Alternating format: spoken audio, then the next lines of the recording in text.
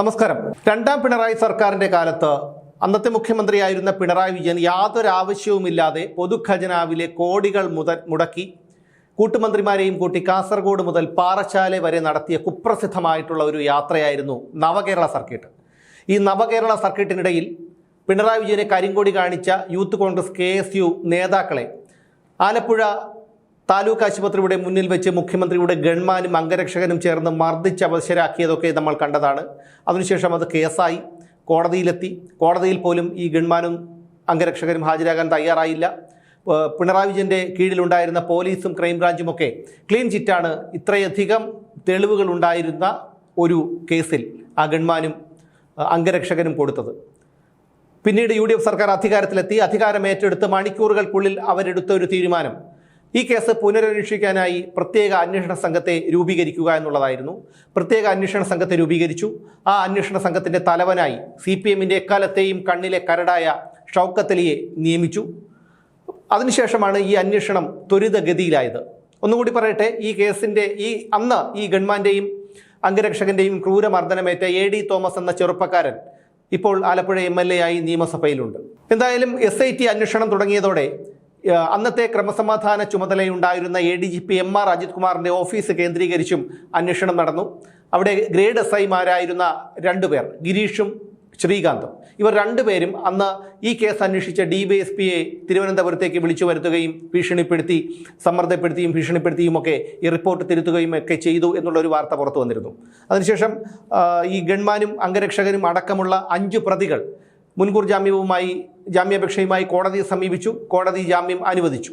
എന്നാൽ ഇപ്പോൾ ഈ അന്വേഷണ സംഘ തലവനായ ഷൗക്കത്ത് അലി തന്നെ നേരിട്ട് DGPക്ക് ഇത് സംബന്ധിച്ചുള്ള റിപ്പോർട്ട് നൽകിയിരിക്കുകയാണ്. ഈ റിപ്പോർട്ടിൽ MR അജിത് കുമാറിലേക്ക് വിരൽ ചൂണ്ടുന്ന, അദ്ദേഹത്തിന് പങ്കുണ്ട് എന്ന തരത്തിലുള്ള പരാമർശങ്ങളുമുണ്ട് എന്നാണ് ഇപ്പോൾ പുറത്തുവരുന്ന വിവരം. കേസ് ഡയറി തിരുത്തിയതുൾപ്പെടെ കേസന്വേഷണത്തിൽ അട്ടിമറി നടന്നിട്ടുണ്ടെന്നാണ് SIT ഇപ്പോൾ കണ്ടെത്തിയിരിക്കുന്നത്.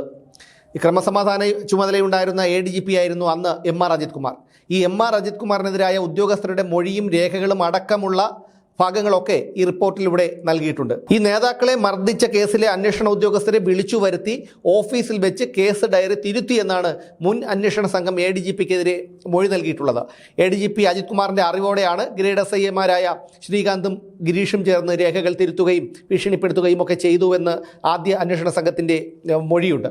എന്ന് മാത്രമല്ല, രേഖകൾ ADGPയുടെ അറിവോടെ തിരുത്തിയെന്ന് ഗ്രേഡ് SIമാരും SITയുടെ ചോദ്യം ചെയ്യലിൽ സമ്മതിച്ചിരുന്നു. അത് ഈ ADGP MR അജിത് കുമാറിൻ്റെ ഒരു നിർദ്ദേശപ്രകാരമാണ്.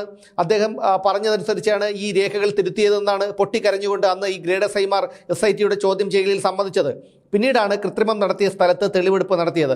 ആലപ്പുഴയിൽ നിന്നുള്ള അന്വേഷണ സംഘം തിരുവനന്തപുരത്ത് എത്തിയപ്പോൾ വയനാട് നിന്ന്, അന്ന് ഈ വയനാട് ദുരന്തവുമായി ബന്ധപ്പെട്ട് ADGP അജിത് കുമാർ അവിടെ വയനാട്ടിലായിരുന്നു. പക്ഷേ എന്നിട്ട് പോലും അദ്ദേഹം തിരുവനന്തപുരത്ത് എത്തി എന്ന് ഇപ്പോൾ SIT സ്ഥിരീകരിച്ചിട്ടുണ്ട്. ഇക്കാര്യങ്ങളെല്ലാം വ്യക്തമാക്കിയുള്ള റിപ്പോർട്ട്, വിശദമായിട്ടുള്ള ഒരു റിപ്പോർട്ടാണ് അന്വേഷണ സംഘം DGPക്ക് കൈമാറിയത് എന്നാണ് പുറത്തു വരുന്ന വിവരം. ഈ റിപ്പോർട്ട് DGP പരിശോധിച്ച ശേഷം ആഭ്യന്തരമന്ത്രിക്ക് കൈമാറും. അതിനുശേഷമായിരിക്കും കൂടുതൽ നടപടികളിലേക്ക് കടക്കുക.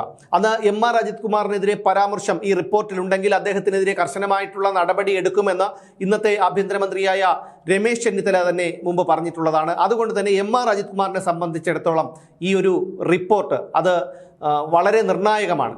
ഇപ്പോൾ പോലീസ് തലപ്പത്ത് അഴിച്ചുപണി നടന്നിട്ട് പോലും യാതൊരു വിലയുമില്ലാത്ത അവസ്ഥയിലാണ് MR അജിത് കുമാർ. ഇതാണ് പിണറായി വിജയൻ്റെ ശിങ്കിടിയായി പ്രവർത്തിച്ച, മുന്നും പിന്നും നോക്കാതെ പ്രവർത്തിച്ച MR അജിത് കുമാറിൻ്റെ അനുഭവം. ഇവിടെ എത്രയോ IPS ഉദ്യോഗസ്ഥരുണ്ടായിരുന്നു, ADGPമാരുണ്ടായിരുന്നു. പക്ഷേ അവരെ പോലെ അല്ലായിരുന്നു ഈ MR അജിത് കുമാർ.